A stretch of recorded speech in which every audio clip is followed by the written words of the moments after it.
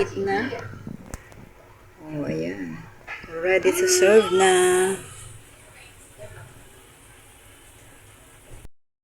Maglalagay tayo ng mantika sa ating kawali. Nilalagay na natin yung ating luya. Igigisa muna natin yung ating luya.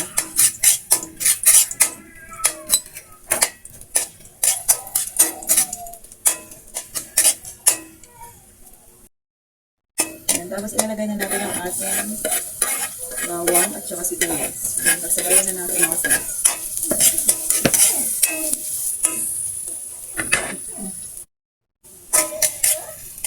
Igigisa lang natin hanggang sa lalabas ang kanyang aroma. Hanggang sa mag-brown yung ating garlic.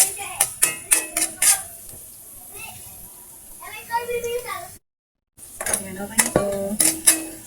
Lalagay na natin yung ating chicken. Ayan. Lalagay ng slice.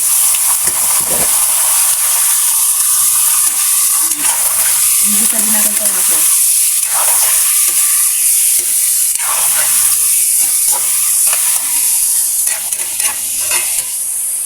Ayan.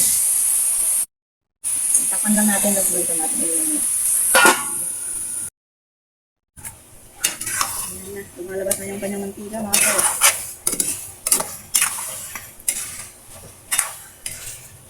Ay, wala akong paminta dito.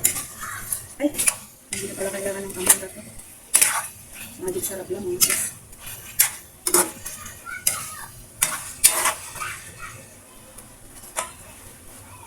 Tignan na natin ang asin at saka magic sarap.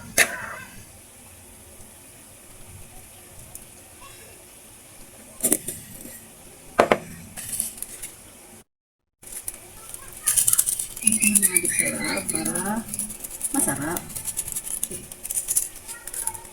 Ayan. Tapos ilalagay na natin yung ating sinigang mix original.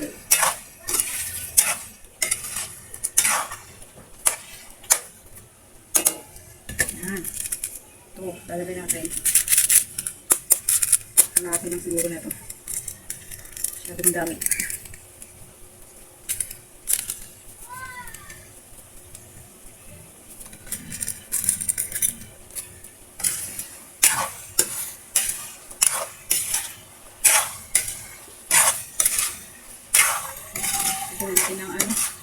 Lagyan natin ng tubig, mga sis. Lagyan natin ng tubig na hanggang leeg. Ayan. Maliit yung ating kawali, mga sis. Ayan, tubig hanggang leeg. Charot. Siyempre, yung tama lang.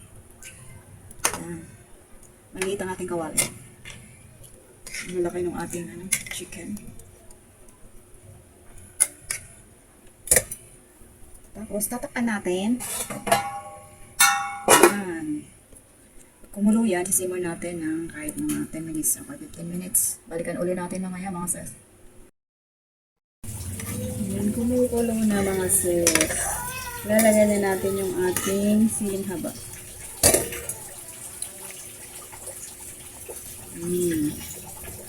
Tapos, maya-maya, ilalagay din natin yung ating talbos ng kamote. Talbos lang yung ating gulay, mga sis. Wala lang iba. Talbos kamote lang.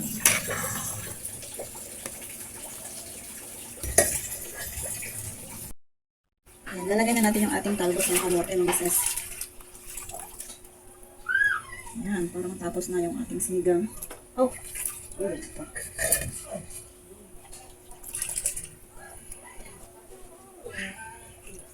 Ayan.